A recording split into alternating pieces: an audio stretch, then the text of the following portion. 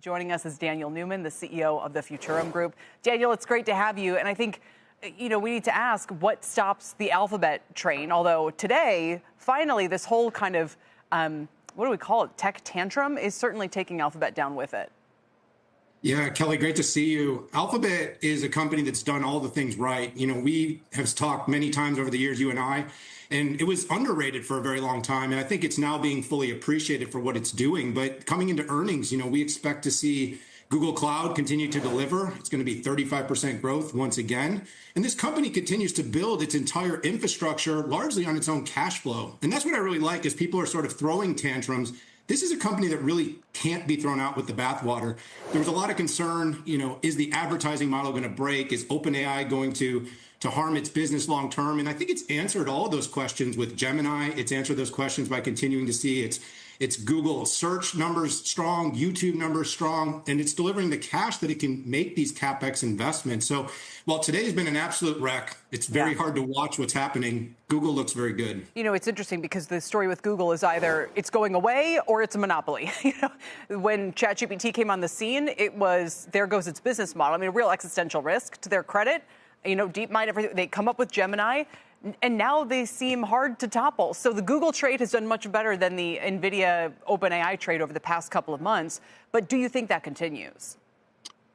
Google's really stable. And what I like about it right now is, again, all these companies that are making large investments, because we know CapEx is going to be in focus today. Can they continue to fund CapEx? The reason people got nervous about Oracle was, how is it going to pay? It needs to raise equity and it needs to raise debt, but it actually was able to do so successfully. And that goes to show how insatiable the demand is. But to some extent, all the selling right now is pretty indiscriminate. And I see rotation going into people buying Walmart and Starbucks. But AI, if we're out there, this is a huge disconnect between what's happening in business, in enterprise. They are all building on these AI companies and Google, Meta, Amazon, these are core technologies. So while some of the software, that software wreck, I keep saying AI will eat some software.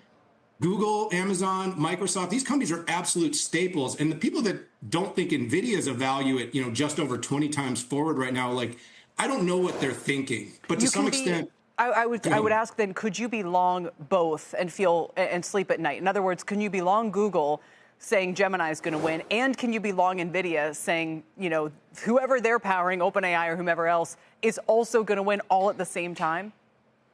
Yeah, absolutely. Look, I was with a number of the AI leaders yesterday at the Cisco AI Summit. I was talking to Lip-Bu Tan, and we were talking about how memory, for instance, there's not going to be any relief there for 3 years, at least 2028, 2029. And the reason that is because this build out is going to continue. So Google, Amazon, we heard from Matt Garman yesterday, they're going to continue to build with NVIDIA. And of course, they're trying to build their own infrastructure. Google's doing the same thing. Microsoft's doing the same thing. A lot of people want to do this zero sum thing, Kelly, they're going to build their own chips and they're going to stop using NVIDIA. But what's really happening is they're going to build their own chips. They're going to use NVIDIA. They're also going to use AMD. And they're going to need all this capacity. So the selling off of anything that delivers energy, memory, compute, it's a little bit crazy. I'm not saying it's wrong and that some of these multiples didn't need to be corrected and that there's not, right for a sell-off. But I'm saying AI, the trend, that's like the internet, your last guy said, this trend is not going away, even if prices do come down further.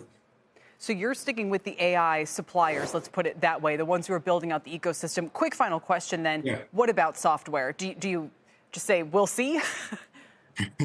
Well, my answer is AI will eat some software. And this is where you need to be able to pick out the companies that are going to win versus the companies that can be replaced. I saw Dee Bosa building Monday.com using AI Claude herself.